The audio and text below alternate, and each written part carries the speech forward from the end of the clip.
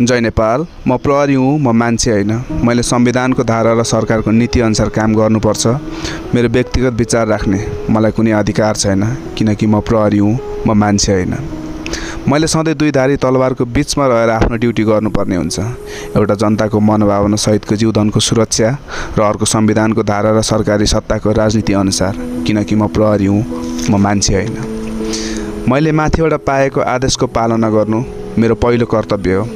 त्यसलाई सही छ या गलत छ भन्ने छुट्याउने मेरो कुनै अधिकार छैन, किनकि म प्रहरी हुँ, म मान्छे होइन। म देश र जनताको सुरक्षार्थ खटिनु मेरो जिम्मेवारी हो। बिना स्वार्थ सेवा गरे पनि म माथि अनेकौं आरोप र गाली गलौज सहित ढुङ्गा मुढा प्रहार गरिन्छ, तर पनि म चुपचाप आफ्नो ड्युटी निभाउँछु, किनकि म प्रहरी हुँ, म मान्छे होइन। मेरो आवश्यकता सर्वसाधारणदेखि देश हाँक्ने नेतासम्मलाई जन्मिएदेखि मृत्युसम्म हरेक सानो ठुलो काममा पर्दछ, तर पनि म र मेरो वर्दीलाई कसैले मन पराउँदैन, किनकि म प्रहरी हुँ, म मान्छे होइन।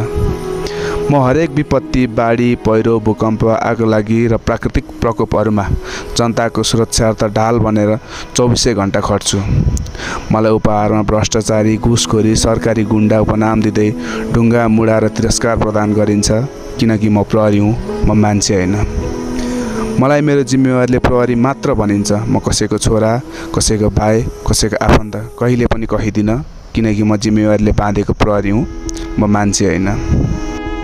मैले सरकारी तलब लिएको देखिन्छ, तर मैले आफ्नो रहर मारेर घर परिवारदेखि टाढा बसेर कुनै समय त आफ्नै ज्यान माया मारेर 24 घण्टा ड्युटीमा खटिएको देखिँदैन, किनकि म प्रहरी हुँ, म मान्छे होइन। म पेसाले प्रहरी भए तापनि वास्तवमा म पनि एउटा मानव हुँ।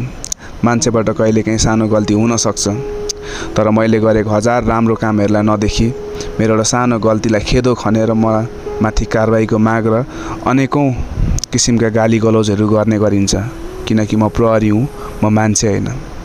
मलाई जाडो, गर्मी, हिउँद, बर्खा केही पनि हुँदैन। म जिम्मेवारी र कर्तव्यले बाँधिएको जनताको सुरक्षाको लागि खटिएको एउटा प्रहरी हुँ, म मान्छे होइन। मलाई दसैँ, तिहार, चाडपर्व केही पनि आउँदैन, किनकि मेरो परिवार, धर्म, कर्तव्य र जिम्मेवारी नेपाल र नेपाली जनता मान्छु, किनकि म प्रहरी हुँ, म मान्छे होइन। हिजोआज म र मेरो कामलाई कसैले गरेको आधा अधुरो 10 सेकेन्डको भिडियो हेरेर पुरा कुरा नबुझिकन मलाई कारबाहीको माग गरिन्छ, किनकि म प्रहरी हुँ, म मान्छे होइन। मैले लिएको तलब जनताको करबाट जम्मा भएको ढुकुटीबाट लिएको भए तापनि मैले पनि कर तिरेको हुन्छु र जो कोहीले आफ्नो काम गरे बापत पारिश्रमिक लिने गर्छ, त्यसै अनुसार मैले आफ्नो जिम्मेवारी पुरा गरेर तलब लिएको हुन्छु।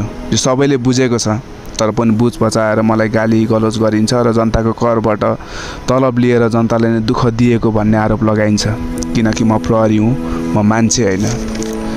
म माथि मेरो बिना गल्ती गाली गलौज, ढुङ्गा मुढा र तिरस्कार र भेदभाव गरे तापनि मलाई अन्याय भयो भनेर मैले न्याय माग्ने कुनै निकाय छैन, किनकि म प्रहरी हुँ, म मान्छे होइन।